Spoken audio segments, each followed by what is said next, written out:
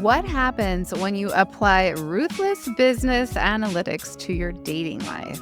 Our guest today tracked 60 first dates like a marketing campaign and discovered the algorithm to finding love that dating apps do not want you to know. So, in the next interview, she's going to reveal the counterintuitive strategy that finally worked after all conventional dating advice failed her.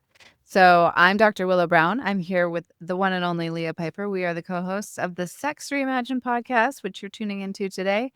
And today we interviewed Meirav Rosenberg. So you're going to love this woman.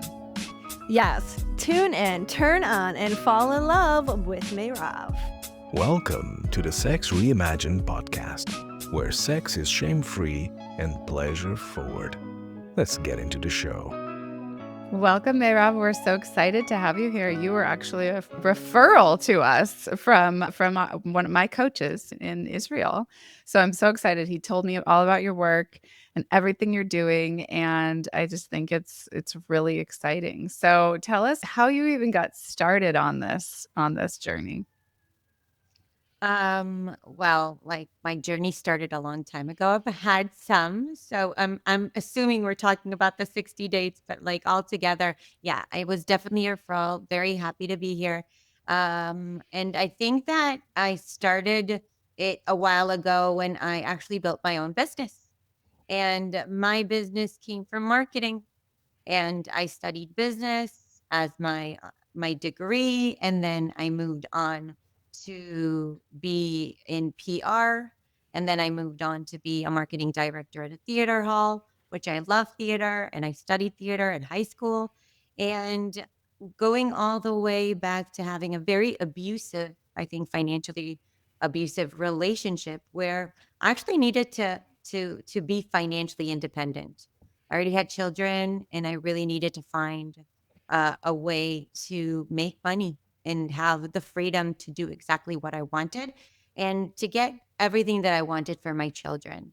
And that's how I guess I started working days as a marketing director and nights being a web designer, learning like by myself how to design a website. I did it for where I was working at, and then obviously all the marketing that came with it. Digital marketing wasn't a thing back in 2010. I think it was just getting started. Facebook was something that I knew, but not everyone yet. And there were starting campaigns. And well, I started doing it for private people and really getting paid very nicely on my side hustle until it grew into my main hustle. And then what I really did was just take someone, showcase his best qualities in order to then get, business for him.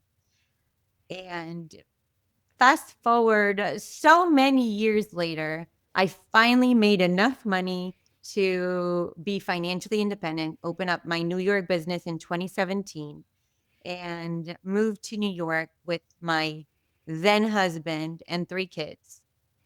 And I really found that it gave me so much balance in understanding what was going at home as opposed to how great I was at my work.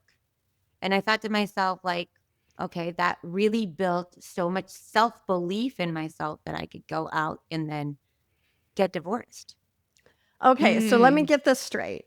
You were in the marketing world and finding tons of success. You had distanced yourself from a relationship where there was maybe some financial abuse, and you knew that you wanted to be independent. And so, boom, boom, boom, you work hard, you're a success. Now you're in New York City, you're running your own business, and you've noticed that by showcasing your clients, that you could take that skill, and as you found yourself single again, you took that skill and you found a way to enter into the dating world for your personal life, kind of borrowing from the skills you've learned as a marketing person, marketing guru, and we're able to become more successful in the dating world. Did I get that right? Is that where we're headed?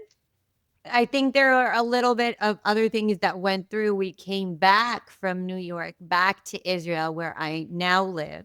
Okay. And Yeah. And then like we separated as soon as we came back to Israel. And I actually had to spend my dating during COVID and quarantine. So Oh, that's on another, I think something that we did miss. And I was yeah. definitely thinking to myself, okay, so no men are outside. There's no bars. There's no coffee Right. shops. There's no restaurants. It's There's all no dating like apps. Yeah. It's like taking only online dating to the next level because there's not a lot of in-person dating. as much as I believe that app dating for everybody is just opening up your soul to really kind of wanting to receive someone, if it's for sex, if it's for love, if it's for a relationship, if it's for friendship, if it's for like anything. I believe that at that time when I was actually looking for love, for like my really true love, because I was done wasting my time with like nonsense. Um, I really remember being super fucking horny. That was mostly what I remember because in Israel, no, seriously, I love because it. in Israel, I'm writing a book right now. It starts with that. It doesn't start with that, but it starts It with starts that. with that I was journey. really fucking I was horny. super fucking horny. I was in Israel. That's It how- was COVID. What did I do? No, it wasn't even COVID because in Israel we have certain rules because I'm Jewish and because I have to be divorced in our rabbanut, which is like a place of like the rabbis and where you got married. And in Israel, you have to not have sex with Mm. anyone until you are formally divorced. And this could actually like really hurt you in the I was civil going to law. say, how will they know? Well, if you It's a don't get different married world. with no, but if you get married to someone who doesn't want to get divorced, they would know. Okay. So Gotcha. I was really Sure. scared of that. And Yeah. as soon as I got divorced, I was really, really horny. But also I had to know that I would want to be safe and like keep my own body safe, which is Yeah. something that I had struggled with as a child. And Mhm. I remember, okay, so now what do? I don't know anybody. I'm going on dating apps. It's like all random people. And all of a sudden, I came from this not only financially, but also emotionally abusive relationship. And I actually thought I was a 6. Okay. Have you? I was probably like 50 pounds overweight, but still this pretty. Yeah. Okay. Yeah. But She like is 50 pretty. pounds. She's Y'all, very if you, pretty, if you guys. If you're not watching on YouTube, go check her out. She's Yeah, a yeah. knockout. Gorgeous And girl. Thank you. resilient as hell. I love this. Keep going. Definitely resilient as hell. And like 2 C-sections. I had a twin pregnancy and like train wreck of a tummy. I had a lot of low self-confidence. I thought I was a 6 because my husband made me think I was a 3. And like then you go on the dating apps. And really it was pretty simple. It was actually pretty simple because all of the rules that I had applied to any of my clients, which is like, okay, what do you need? Like a beautiful bio picture? So don't I have a beautiful I know how to take a selfie. Okay, so I know what the best parts of me are. So yeah, let's do some photos. I know where I need to like be placing my, Your and I'm assets. like pointing Your to assets. Yeah. my assets, exactly. I'm pointing to and I knew what my assets were, and I showcased myself. And then you have to actually do the work before. So, right, like for any business, and we all know this, and coachers, what do? You have to have a business plan. So, like, I had a business plan. The business plan was finding love. Okay, now what? Who is my target audience, right? So men, specifically for me, anyone and their choices. And so I choose men. What types of men do they need to be of a certain age? So it's really like if you would do like a Facebook campaign, right? Then you Like need an to target a avatar. certain- You gotta have a certain target audience. What's their age range? What's their demographic? What's their psychographic? What are they Right. into? Maybe how much money do they make a Yeah, year? All What are these some of their pieces. values, right? So Yeah. you're kind of going through those lists that if you were coaching someone in business, you want them to target their marketing to their ideal client. Like who's the person that is best for their business. And you're applying that to who's my target audience for the best mate. Exactly. And that's exactly what I did. So I knew that. I knew how to write my bio. And I knew that, by the way, although that in Israel, I would want, and that was on my list, my like full on huge list of the things that I wanted. Most are intuitively, but most are not. Things that I've learned of what I don't want, and then take the opposite of it, of what I do want in a man, and like being very positive about it. Can you give an example of that for someone who might be in your position now, who might be struggling with online dating? Give us an example of like, you know what you don't want, but you may not know what you do want, and how you use that hack. So like from my marriage, I could tell you I didn't want anyone cheap. So the equivalent of it would be someone very generous. And I feel like generous is like a checklist that everyone should have, because if they're generous with their money, they're also generous with their heart. They're also generous with everything that they have because they're generous. And being a generous lover is one of those things. Like, you want someone who's invested in delights and pleasuring you, who's not, stingy or doesn't reciprocate very well. Or so like, I'll give you a little if you give me a lot. Right. No, like great sex is also on the list. So like the generosity definitely, but also great sex should be there. Definitely applies there as well.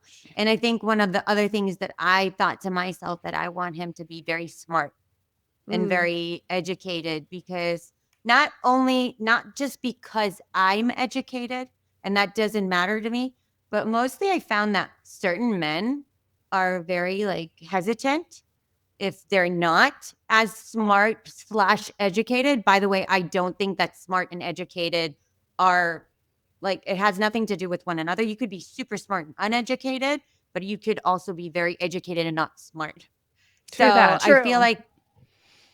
I felt like I needed both. I wanted someone who was smarter than me, someone who could keep the conversation going, that I would never run out of things to tell them or talk to them, but also be silent with them. So all of these were on the list. And I remember having one thing on the list that was super intuitive. I have no idea why I chose it. And it was crazy. I asked for number 3 on my list, someone who plays an instrument. I'm like, I didn't ask for a musician. You didn't even know where that came from, huh? You had no idea. I didn't ask for a musician. And like instinct. Number 3, it was an instinct. And I remember, but I never asked actually anyone until I found my love, my 60th date, which we'll get to, if he plays an instrument. So I really didn't even remember that because it wasn't that important. And now in hindsight, like looking at, wow, how interesting that my instinct said that someone who knows how to play an instrument will be important for me. Have you discovered the correlation yet? Why a musician actually speaks to you? Now that you have one?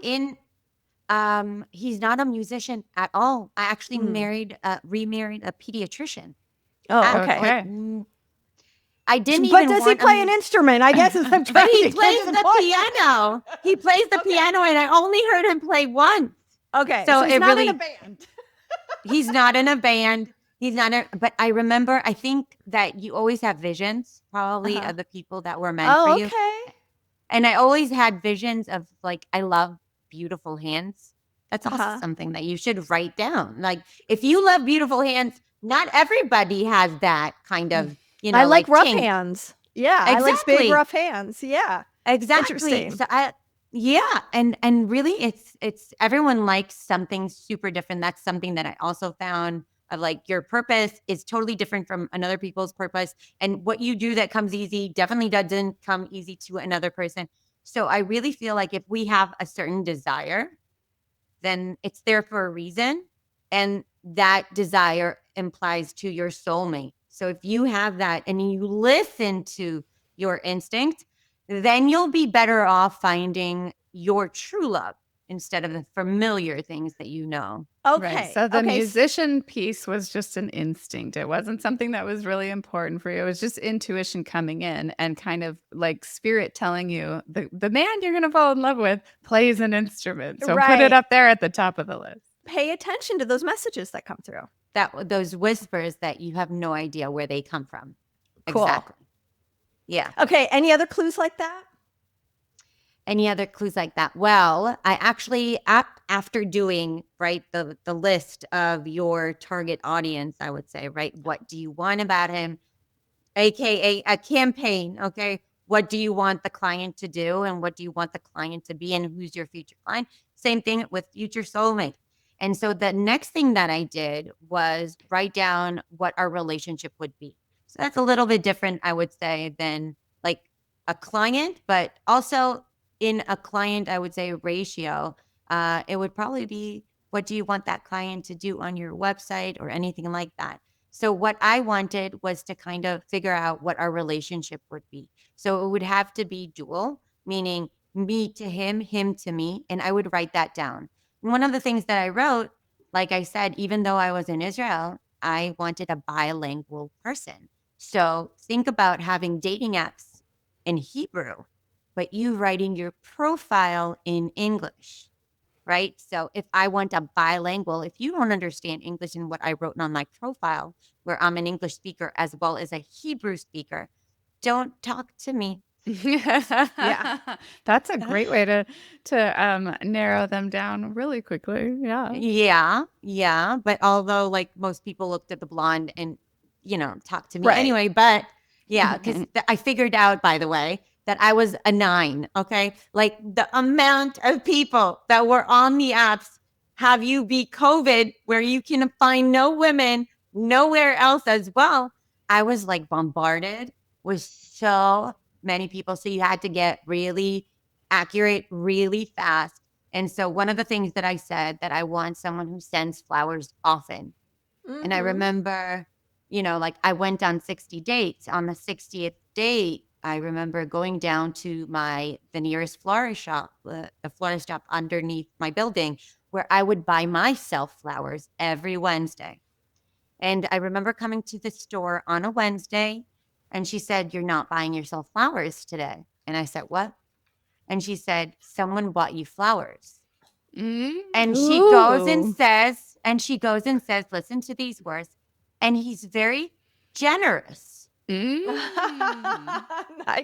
And he plays the piano. And like, Yeah. she didn't say that yet, but he does.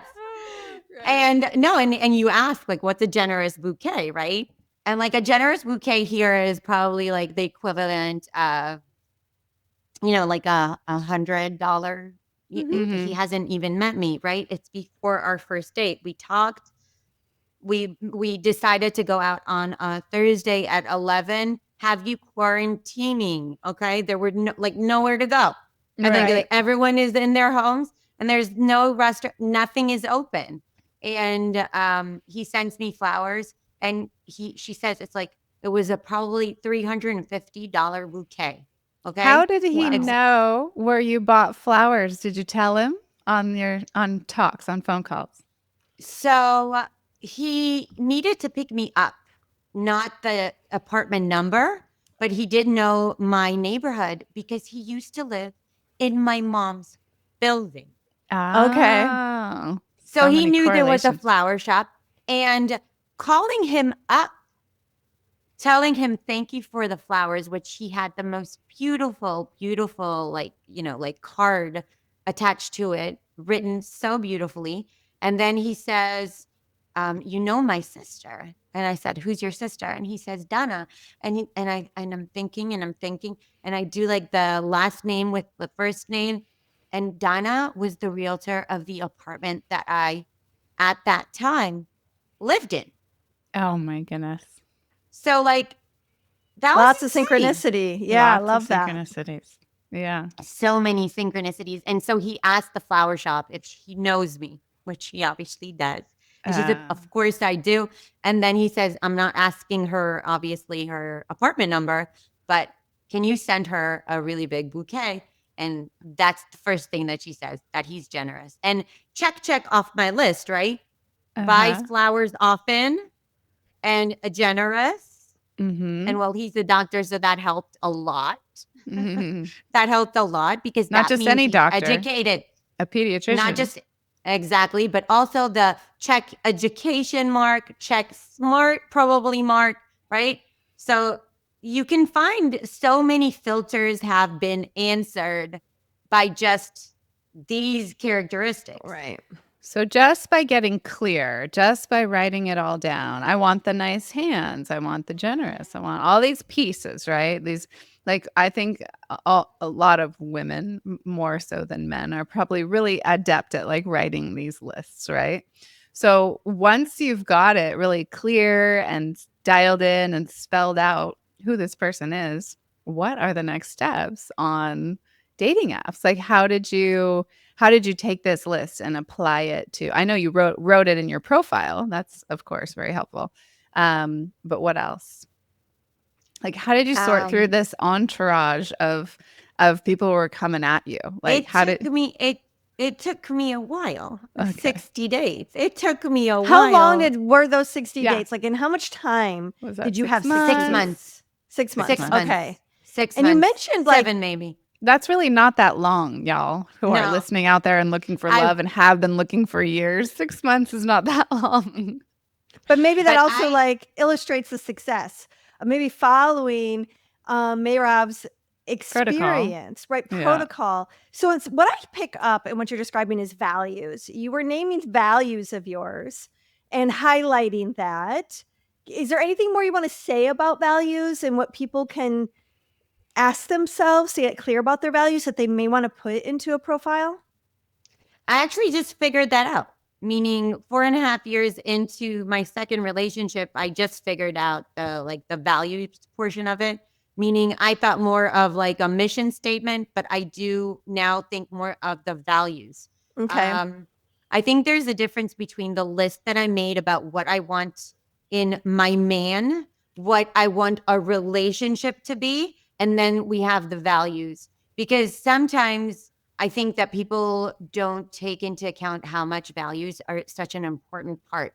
Like if you have 1,000%. different political stands, which I'm not a political person, but if you have different it's just another thing that you have, I would say, misplaced in your value system. So I'm a person who thinks that in order to be with a good partner, love is not enough. You do have to have a lot of correlation into your values and also into their priorities. Meaning we can have the same set of values, but we have different priorities in them, then we're like bucking heads. Yeah, Yeah. butting heads. Yeah. Yeah, Willow and I really feel strongly about values too, as when we work with people. Willow, you want to say a little bit about how you help people, figure out their partner's values so they speak a common language? Yeah, it's like one of the first things to really, for a couple to understand whether they've been together for 50 years or 20 years or 2 months. 6 months. It doesn't matter. Yeah, there's just understanding what your own core values are, first of all, is like a huge missing hole for a lot of people. And I always like to boil it down to 2. Like, what are your top 2 core values? And so we've got a little, worksheet on that, little list of values that you can circle all the ones that are really important to you and then eventually narrow it down to 2 and then compare those values with your partner's top 2 or 3 core values. And are they a match? When I first started doing this with couples, I did it with myself and my partner, and our values just like weren't on target with each other. I didn't care about his values. And while mine were important to him, it took a lot for me to have to reorganize my language so that it spoke to his values, so that I was communicating with him. It wasn't second nature. It wasn't easy. And I found in my relationships that when I looked at every breakup I ever had, it came down to a value that we just couldn't get past. And in the beginning of falling in love, you're just falling in love. You're concentrating and focusing on all the things that are going great. And you're using the things that are going great to affirm what a great match you are. And you're kind of ignoring some of the areas that you're seeing as like, oh, well, I mean, yeah, you want to be polyamorous, but I really want to be monogamous, but we can work on this.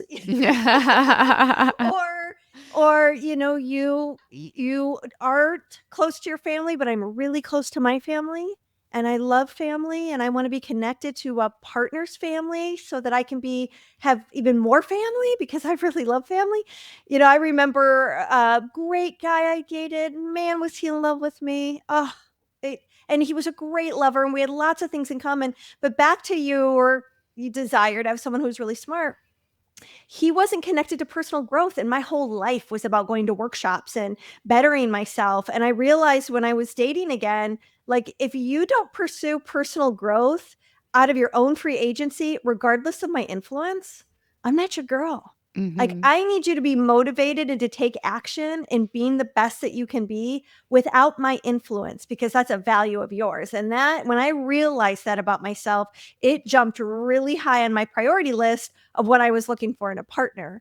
So, all that to say, we totally agree with you that examining values and having really rich, yummy conversations with someone you're dating about what their values are can be really fun. And I have to add that I dated someone and we really were a mismatch in like one or two categories, but we were really well aligned in all the others. And I chose not to ignore the places where we were a mismatch. And then I changed the intention of that relationship, that this was someone who was a great person to hang out with. He could be a really great friend. We could have great sex, but he wasn't my beloved. And so I allowed myself to really enjoy dating someone who I really trusted while also looking out for the beloved. And so we both had that agreement that we were going to be each other's, I don't want to say fuck buddies, but basically fuck buddies. And while we were pursuing looking for the beloved, that was a better match with our values. And that really worked for us. Like, that turned out to be a great strategy, I have to say. He And helped that's me pull another in the thing. beloved. And I think exactly. And I think a lot of people go into dates, and that's another thing that I want to say, that how marketing has to do with dating apps. It's like sometimes you have to try more than once to get to the right client, and like to hit that mark and have like that best campaign. And you need to learn so many things in order to get to that point.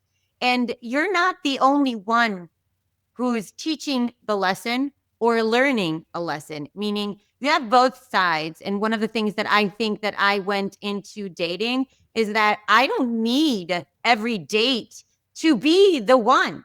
I want to learn how I'm getting to the one. And sometimes I was the lesson to the guy that I was dating. He didn't teach me anything, Beautiful. but I taught him something. Like, there was this guy, my first date. He was a high-tech guy turned poet turned photographer. Okay. And that was really cool. And I remember on our first date, which I was so excited, I was really excited about. It's like I hit on him on Facebook even before I even went on dating apps, because I was still like too frightened to do. And like I hit on him on Facebook on a very like cool way. And he like on our first date, we like set up like a casual one, because again, still COVID, but sometimes it was open, sometimes it was closed. And then he tells me he's coming with like a baggy pant, like a Indian baggy pants. We have a word for it in Hebrew. And then I said, I'm not, I'm coming with a dress. I don't understand like what's going on. Like, I'm going on a date. And then we get to the date. He's 46. He's divorced, no kids. And I remember I have like really great social skills, especially in my type of work. And I remember talking about my kids the whole entire time. Something in my intuition told me this guy needs to be a dad. Definitely not for me, because I'm not having any more kids. I have 3. That's enough. Thank you very much. And I don't want any more. I don't want another baby daddy. And so definitely thought that he was supposed to be. And one of the other things is that he is now. And I remember he's saying to me, and we kept on that Facebook friendship, even if we weren't for each other, but we definitely gave, I think, each other strength. And he is married. His child, I think she's 1.5. I like now like all of his wife's posts with them, because I'm so excited for them. And I really think, and he really has told me that I was definitely right. I was definitely right. Before, when he was looking, when he wasn't, like, he's a great spiritual guide today, which is crazy. And I really feel like sometimes we are not learning as we are teaching. Yeah, I think that's a really important distinction to make so that people remember that there's a lot of purpose to this other than just meeting the beloved, that it's all a journey and that everyone you date is your teacher. And when you come from a place of showing up in someone's life where you will leave them better than you find them, you give each other these little gifts. They don't have to be the beloved, but they're preparing you for the beloved. So be there with your respect and your reverence. Don't look at it as a waste of time.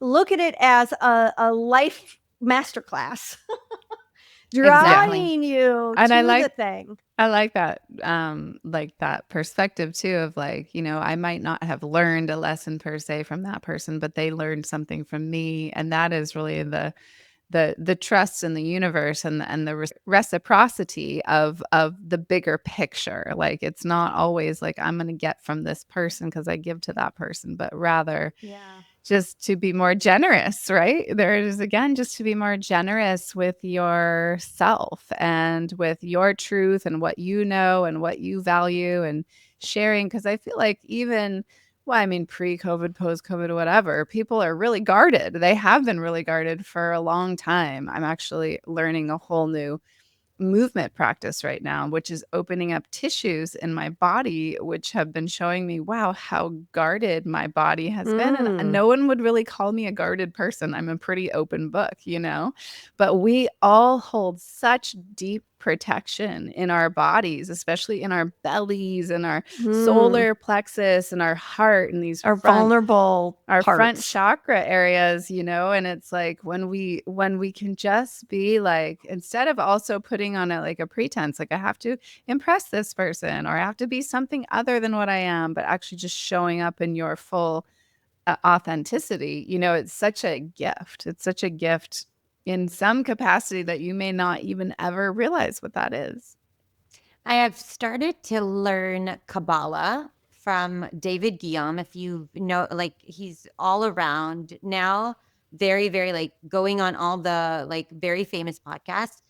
He has one lesson which I took and resonated with me because you could call it karma, but it's a different form of what he stated. He says, what energy you bring in is the energy that you receive. And it's not in the way that we are used to, more so like if you bring an energy of flirting, I would say, into a non-relevant conversation, meaning you're flirting with the wrong person, you have a girlfriend back home, then you're going to fight with that girlfriend, whatever you do, because the energy that you have brought into this relationship is that kind that will get you that struggle. So as soon as you bring in, like you said, an energy of like, hi, I'm here for either to learn or to give. We don't know yet.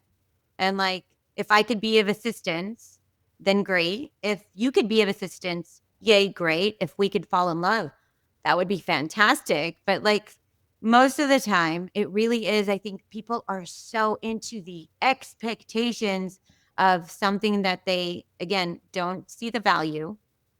That's not your person. You did not, that was not on the list. Like, where are you going? Now, I'm curious, did you ever have like a really discouraged moment in this process of 60 dates where you were just like let down by the experience, or you felt a feeling of like hopelessness, or I want to give up? Because so many people I know who wrestle with dating life, especially online dating, the dating apps, is it's fun for a little while and then they hit this like exhausted point where they're just like, fuck, there's no one out there, and their attitude sours. And then it's like they got to dig in deep to try to find the energy to keep going. Did you ever have a moment like that? So I love that question because the truth is no. Mm-hmm. Like I've had times that I needed to rest. Okay. That I needed to not go to the apps this week, have something else that I could do, just be like in my silence, maybe just like tune in to me and like not go on apps.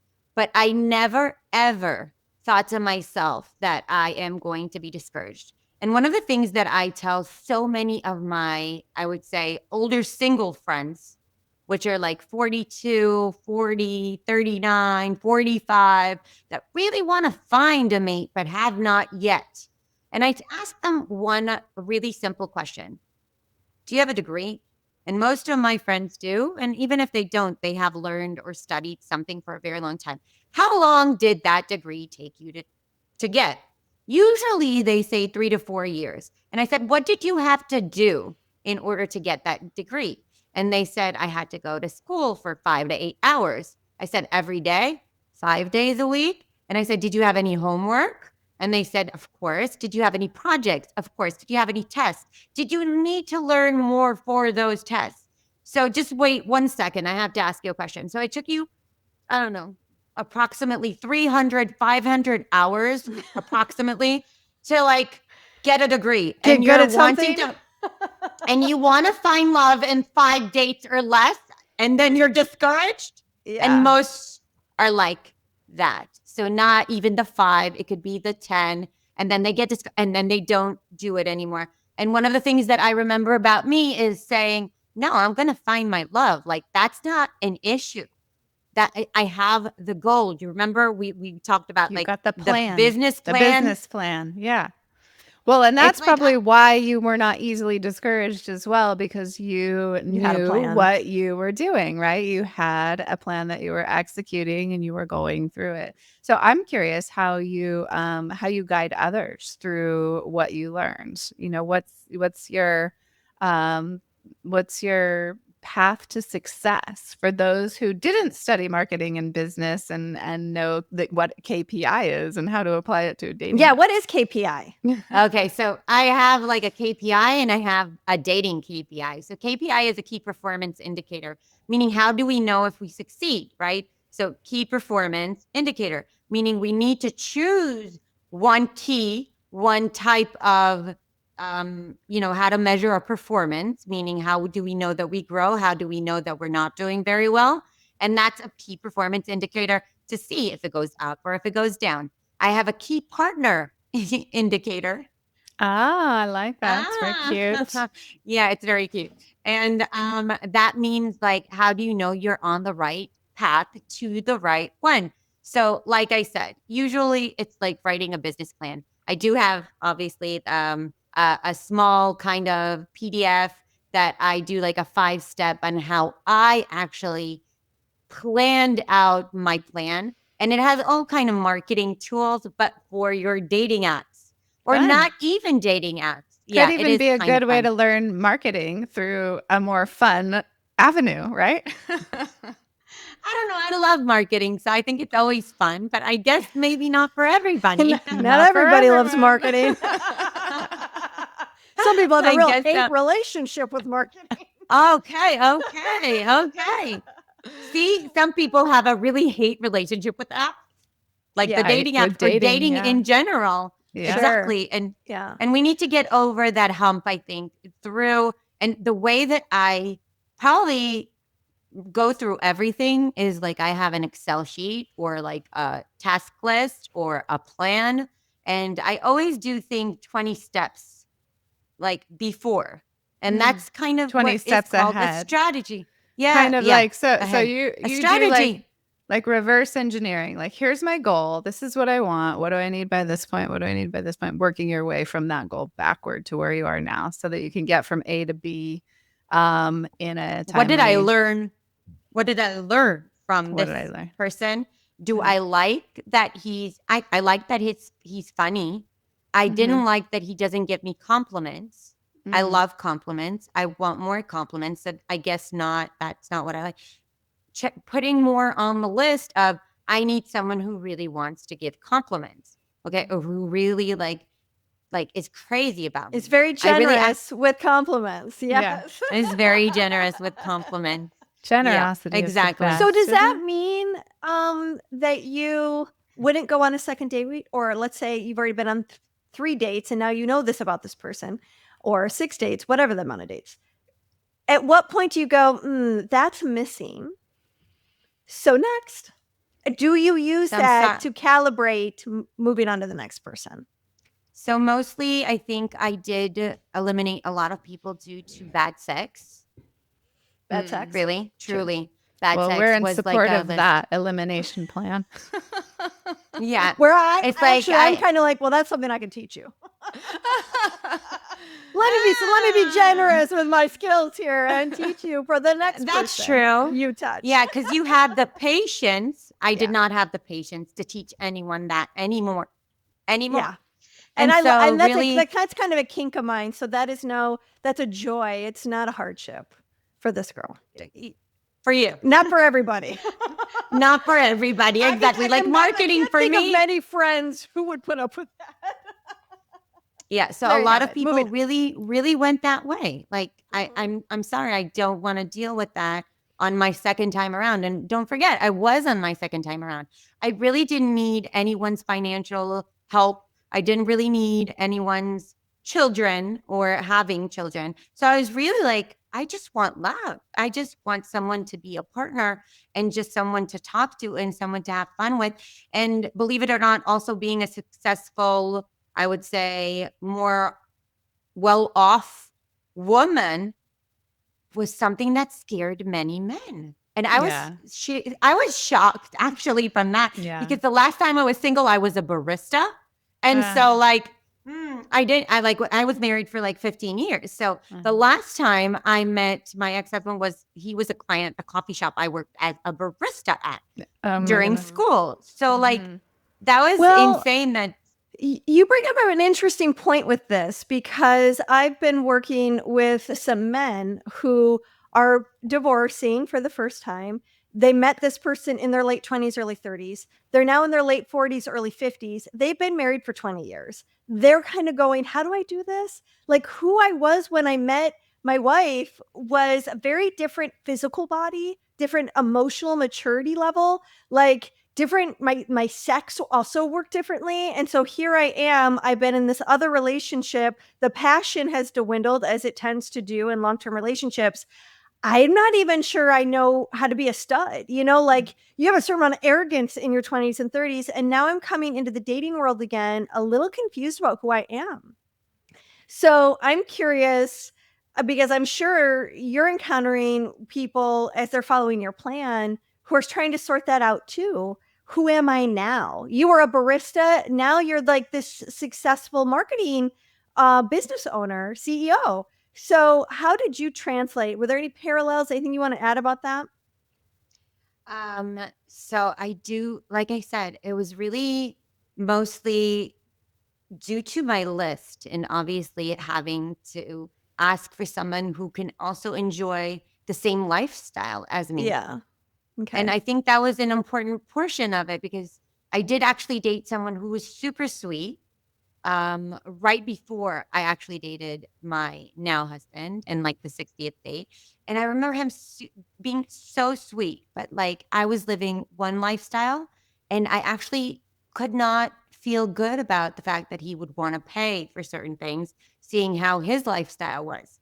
And I didn't even want, like, he was super sweet. He was super kind, such a gentleman, actually like educated and lived in other places in the world, which was important to me. And I understand why there is a hesitance because again, I think it's the values again. Just because if I worked so hard on my lifestyle, why do I need to dim my own light? And so that Right. his could shine brighter, he could take care of you Yeah. or any that of whole that kind of stuff. provider thing. Well, got and it crunchy. probably also brought up for you, I would imagine, Meirav, like the first husband, the first relationship that had some financial control, right? And was also like abusive with that control. So I think it's important to remember, like maybe if you hadn't come from that experience early on, you might have had a different like relationship with his generosity. It might have been a different experience for you. So true. I'm curious, like in these 60 days, did it feel like you were like, okay, because it sounds like this guy right before the one, right? He was I always like to say, Every person we encounter, especially in intimacy, is a stepping stone to a higher version of ourselves, right? Because that's what we're doing in relationship. We're looking in a mirror, we're seeing ourselves more clearly through that other person. And with these dates, did you feel like on these stepping stones that you were stepping higher and getting closer like each time? Or would you have a really good one and then a few bad ones? I mean, what was the dance? So the truth is, I really did. I had a couple of, like I think the only time I was really upset, it was like after probably 3 different really cute guys and bad sex. And then finally having to find someone who's super cute. I actually knew from my past, which was again, like it was meant to be for, I don't think he even knows that, but it was meant to be.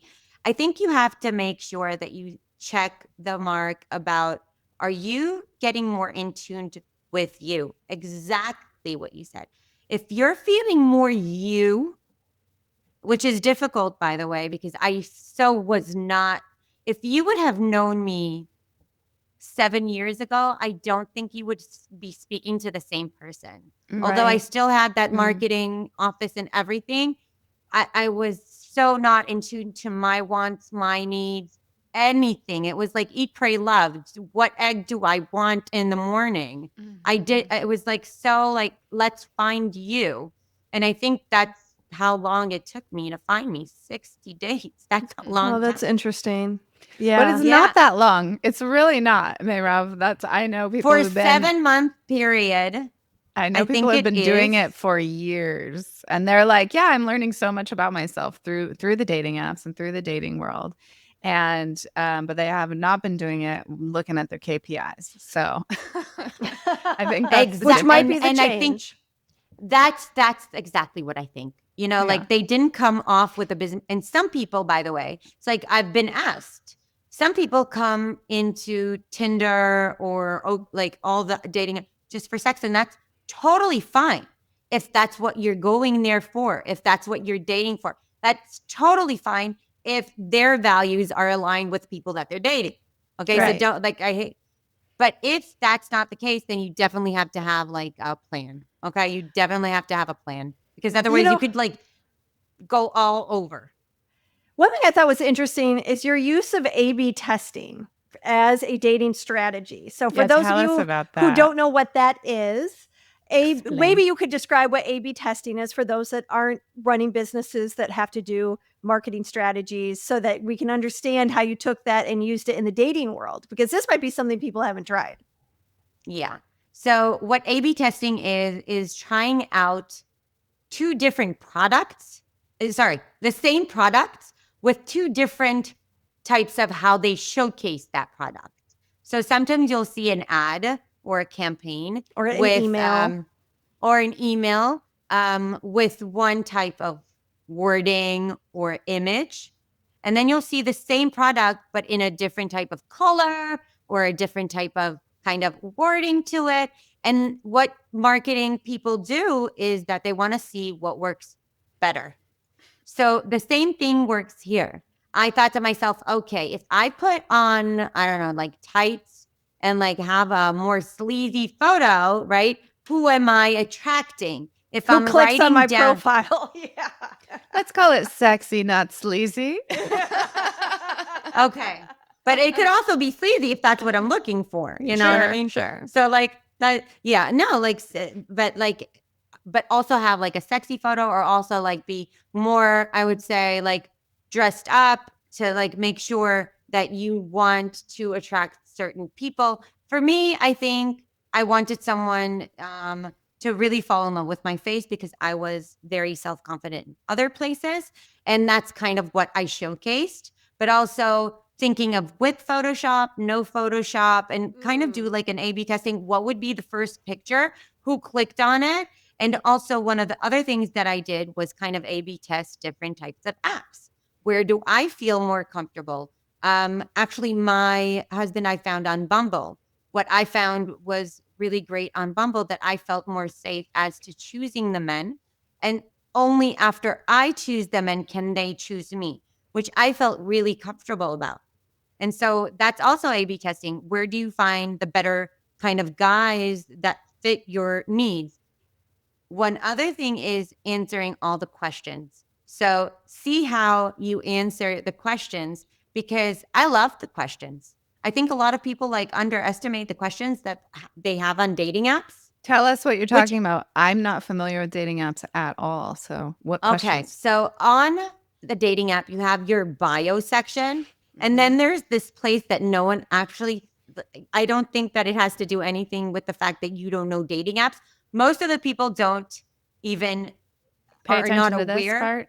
They Well, don't isn't it pay like questions attention. like, what are your hobbies? How do you like to spend your time? Is it stuff like that? What are you really good at? So I said, I order the best dishes on the menu. So that's kind of like, what are you very special at, or stuff like that. And I feel like if someone actually reads through those questions, and that's another thing that I have to say about my husband, when going to our first date, he came to pick me up, and all of a sudden I hear all my favorite songs, and I'm like, what the fuck? What is going on He here? made a playlist of your favorite songs. Because I posted my Spotify on the dating app. So Wow. he took the whole list, put it in the playlist, and I get in the car. It could be like, and that's what I hear. And that's like that. It's like looking into your profile. He was paying attention. Yeah. And so are you. I Taking love that time. you put your playlist. You are giving Yeah. people keys to how to love you. Yeah. You are giving people access It's really to how to brilliant. impress you, delight you, and sweep you off your feet. Ding, This ding, is the ding. most excited I've ever been about potentially getting on a dating app ever. Thank you, Meirav. Well, when you think about it from it's like a game, like marketing is a game, right? It's like, how do we fit this puzzle piece into this puzzle? You know, where do things fit together? And I am not great at it, but you know, if you kind of play dating apps as like, this is a business plan. Okay, it's a game, it's a puzzle. How does it all work? How does it fit together for me? Yeah. Exactly. So now, do you have you said you have a PDF where you kind of show people how to, I guess, come up with their initial kind of bio. What's your plan for women who come to you? Let's say I come to you and I'm like, help me out. You know, what's the game plan? So I am working on the 68 Dates to Love book right now. I'm working on 68 writing dates or 60? No, 60 60 dates dates. to love. 60 Okay. dates. That's enough. I think that we don't need the We don't need 68. 8. We don't need another 8. No, I think I'm done. For now, it's for the second time round. And I'm writing a book on that, and I wanted to give women kind of my playbook on how to write their plan, how to start the bio, what are the things that need to check in with themselves in order to give, I think, the most authentic answers to themselves. And also understanding that the dating app is for you. I have this mantra, what is yours is yours. And I feel like that's how I live my life, by the way, in work and in dating. If he's not interested in me, he's not for me. If he is interested in me and pays attention to the things that I like, that I want, then he's probably like in the proximity for me. And I think a lot of people, and that's one of the most important things that I think that maybe would resonate with most, and something that I had to learn. And it took me forever to learn this because I did not grow up like this. It was the receiving portion of it. A lot of people can love you. It doesn't mean that you will be able to know how to receive their love. So true. It's a huge one. Yeah. We preach and teach that shit all the time. Yeah. Yeah. Learn how to be a masterful receiver. That Yeah. is Too bad I didn't meet you earlier because it took me like forever to learn this lesson. Okay. Forever to learn this lesson. It really was. I remember learning how to give, but it took me so many years to learn how to receive. And even with Tomeo, my husband right now, I think it took me 2.5 years into our relationship because I was so emotionally, I think, hurt from so many years, from my childhood, from my ex-husband. And it was just one night that we didn't sleep together, meaning even together, because we moved in, I think, 3.5 years in of our relationship, even after we got engaged, this was. And I remember having a phone call conversation before going to bed. And so we've been 2.5 years together. We still have so much to talk about. No sex involved, no intimacy involved, and just like talking. And I say something that was so like me. I don't know, it was like stupid, quirky, whatever it was. I don't even remember what it was. And I just remember him saying, "Oh my God, I love you so much." Just of that like stupid me thing that I said.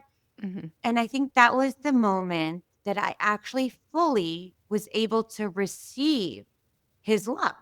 It was like it was like a breakthrough of Yeah. like the receiving portion of, oh my God, that's unconditional love. And so sometimes it hits you in the face, but you don't see it. Mm-hmm.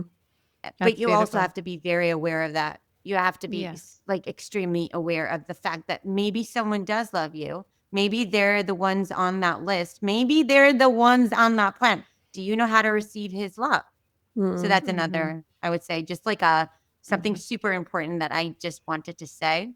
Sweet. And I like, always like to say that receptivity is the feminine's greatest superpower, and we just don't live in a feminine dominant reality. We live in a very masculine dominant reality, and so that superpower of being able to receive, it's really steeped in self-worth, and so it sounds like, and this is one of the beautiful things about relationship, is you get this mirror to look into. Oh my God, I am actually worthy of that. Can I receive that level of love? And that's this amazing man would like love this stupid quirky thing that I say, like, and find so much joy in that. Is it's that's the goal, right? That's the It's like jackpot. being really seen. I think that that's when those breakthroughs and like, wow, I must really be lovable because this person is like gushing on me, and I'm in this like this other part of myself that I don't think of as maybe lovable or charming Or sexy or any of the but it pieces. really is Yeah. me. Like it's the unfiltered me. And Mhm. somehow they're able to reflect back to us, I like the unfiltered you. I like the one that's so real right now and is unguarded and is showing themselves. And I think that requires, in order to receive love, you have to be vulnerable enough to let the love in, because the two go hand in hand. It's hard to, it's the hardest, I should say, the hardest thing to receive is to get that love when you are the most vulnerable and you are the most unfiltered, and suddenly that is obvious to you, and it's like, oh, holy shit. It's like it's those big moments in life. Those are real reflection, not reflection, it's pivot, Inflection. inflection. Thank you inflection points where it's like something lands and it changes you forever. So thanks for sharing that with us. I'm curious, who do you work with? Or do you work with men? Do you work just with women so pursuing their a better dating experience? So usually women, although Okay. although all my tips and I would say my book would be very Applicable. well, to men. I think they should do the same things. I think they should get better pictures. I think they should do better bios. I think that women pay attention more than men usually. So if you are a man that wants a better woman, that's what you should do. And statistically, women are more successful than men on these dating apps. So women are doing something different. They held more power around whether men have sex or not. So it's like this real key. They're saying that like there's 80% of men who are missing out and in the dating world. And so it seems like the people who need it the most are actually men who need this coaching from you. But also, like, really, it's marketing 101. Seriously, I think would about think- it. If you're I would think. if you I have a would think- business, Go ahead. if you have a business, like if you're a man and you have a business, just think how you would implement any strategy of your business to your dating app. Seriously. That's all I would say. Well, I don't know if the guys who own companies and are running businesses are the ones who are struggling in the dating world. I think it's all the guys that maybe who don't have an I think all understanding kinds of business. guys from all walks of life are struggling Okay. in the Same. dating world. Yeah, Gotcha. same. I'm telling you, I have dated CFOs. I have dated biotech company owners. I have like serious, and that was my experience, by the way, because I filtered so wisely, because I had a plan. I really I hear and I had so much outside noise saying our divorcees are like, oh my God, it's like all the junk, all the trash. I hear that on the Drew Barrymore show. Drew Barrymore. Show that she says what's a dating app? Dating app is where all the trash end up to. And I think to myself, I got married via dating app. My brother got married via dating app. So many people I know. Many people that I know that got married on a dating app. So maybe you're doing something that isn't right on that dating app by filtering the wrong types of people. So maybe you don't have a plan, because you can't blame the app. If there's so much success stories and some little unsuccessful stories, maybe you should check out why you're not succeeding. A/B testing, for instance, would be helpful in this situation. Very good. Awesome. Okay, so you've got a really cool free gift for our audience called Date Like a CEO, a 5-step playbook to love with strategy. And we'll put a link for that in the show notes. And tell us how else our audience can find you. Are you speaking regularly? You know you have a website, but how can our audience really utilize this incredible wealth of wisdom that you've uncovered? So I'm going to I obviously have my Pause Interactive Agency, which is my marketing agency. You can always find me there. You can find me on my Instagram, Meirav Rosenberg. And that would be probably where I place most of my content. But I also updated a new one on my writing the book journey that I've just started.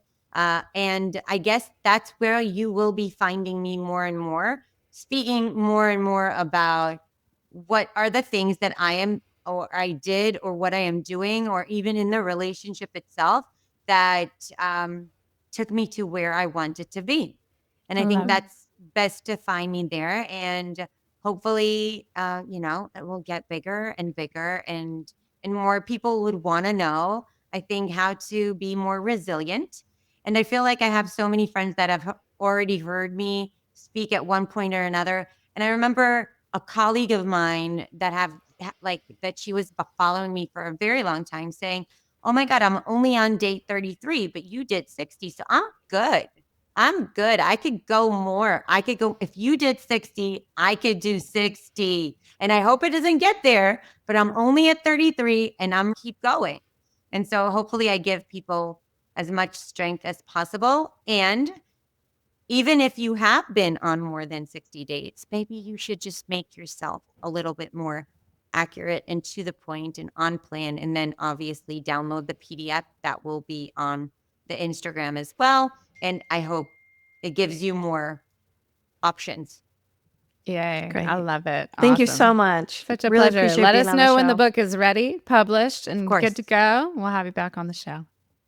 Thank you so much for having me. I had the best time. Yay. All right. I really did. Well, Yeah. we so appreciate you. We did Up too. next, everyone, is The Dish with Dr. Willow and myself. So don't go anywhere. Now, our favorite part, the dish. Hey, let's dish it Hey, up on dish Meirav Rosenberg. It's so fun that we had this interview today because I was literally just thinking about her, and I haven't met her yet. I've just heard about her through my coach, my Israeli coach, Ziv. And I was like, I wonder what, did she ever get scheduled? I'd just been thinking about her like a day or two ago because I was like, I don't know. I think about getting on dating apps. That's as far as I go usually. I just think about it for like a hot second. And then I'm like, I don't have any fucking time. to get on a dating I app. should do it because I think it'd be a really fun adventure that we could talk about on the show. I know you do. I know Do you it think for that. science. Come on. Do it for the audience. All right, I'll get Yeah. there. I got to clean up a few million other projects first. Let's live vicariously through you. Okay, well, you too. And I think it'd be fun. I think it'd be interesting. We've had how many dating experts on the show? I don't know. At least good question. 3. And Jennifer was one. She was really an expert in helping people who are doing the poly open relationship thing. She introduced us to the app Field. Then we had another one. I'll put it in the show notes. Her name isn't popping, but she had a lot of great dating strategies for online dating. She spoke quite a bit about paying attention to the profile in an interesting way. And I really loved what Meirav had to say around the A/B testing. Never heard of that strategy before. And I think, think about, okay, here's some conservative pictures.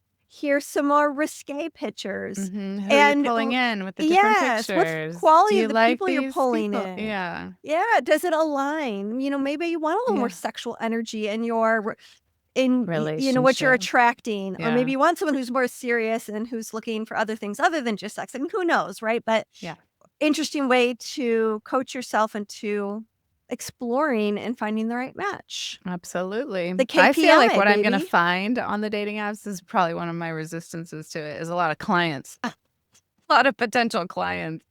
And, Well, we're having Deva on, and he gets he's a lot all of clients about. He gets clients by that way. utilizing that strategy on dating apps. I just don't have the patience to do that kind of screening. I don't from a either. I mean, professional that's standpoint, it's like, just ugh. another project, it feels Yeah. like. Ooh, I don't know, but it could be fun. It could be fun. I promise. I will get on a dating app at some point unless my true beloved just falls out of the tree the next time I walk down the street. But for you all, I will do it.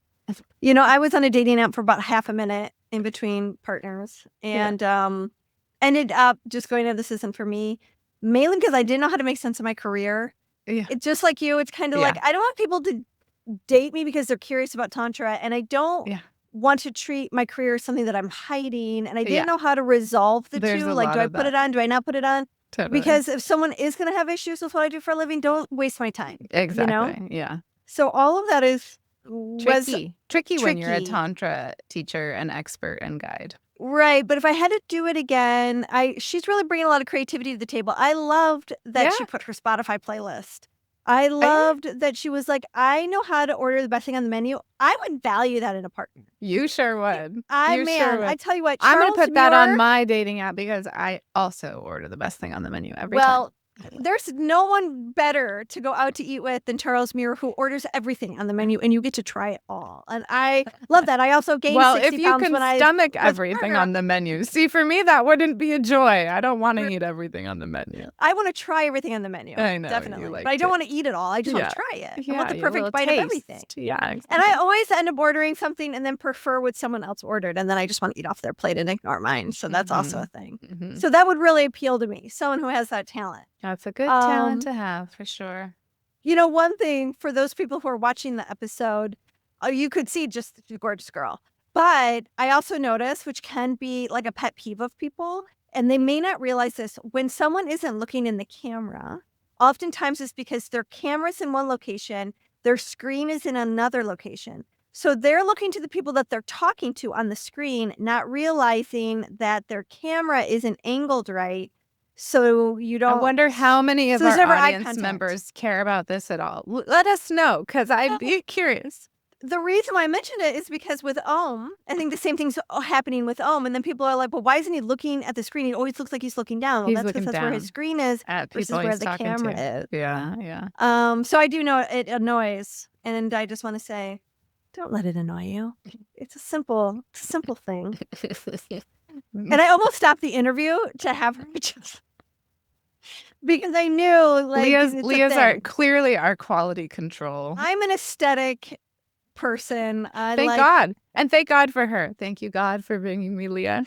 My brain works in a specific, detailed way. And when things are askew, it's distracting. Oh, yeah. Though I wasn't distracted. I was just feeling the people who I know would be distracted by. Yeah, totally. Whatever. Yeah, so she was great. She's amazing. Check her Yeah. out. She's got a phenomenal gift for you all. I think it's definitely. I'm gonna check it out. It's gonna sit on the sideline for a minute or two while I wrap up other projects. But I do want to Yeah. check out her little freebie. And I really like. I did get more excited about like, okay, this is a game, it's instead of like I'm Yeah. going out dating. Cause like anytime you say, oh yeah, dating, people are always like, oh, dating sucks, but Right. actually I enjoy it. I mean, going out, getting to know people, understanding who they are. I like people though, so Yeah. Hopefully, if you're dating, you've gotten a perspective shift from listening to this episode, and maybe you feel re inspired to shift your attitude and to say, yeah, well, let's play this game and have a great time. And really absolutely. take a look at it from this. I'm allowing myself to be influenced and to be teachable, and I'm available to give my gifts and improve this person's life, regardless if it goes anywhere. Maybe a little piece of me will be integrated so that they can have a better experience dating someone as they continue on their journey towards the Ding, ding, beloved. I ding. think that's Maybe a you good just are a attitude to have. gift for them. Yeah. That's right. God bless. I know something. You listeners are a gift to us, and we thank you so much for being here. Please drop us a comment, hit subscribe, do the liking, and we will be in touch in the comments. Love ya. Ciao. Thanks for tuning in. This episode was hosted by Tantric Sex Master Coach and Positive Psychology Facilitator Leah Piper, as well as by Chinese and Functional Medicine Doctor and Taoist Sexology Teacher Dr. Willow Brown. Don't forget, your comments, likes, subscribes, and suggestions matter. Let's realize this new world together.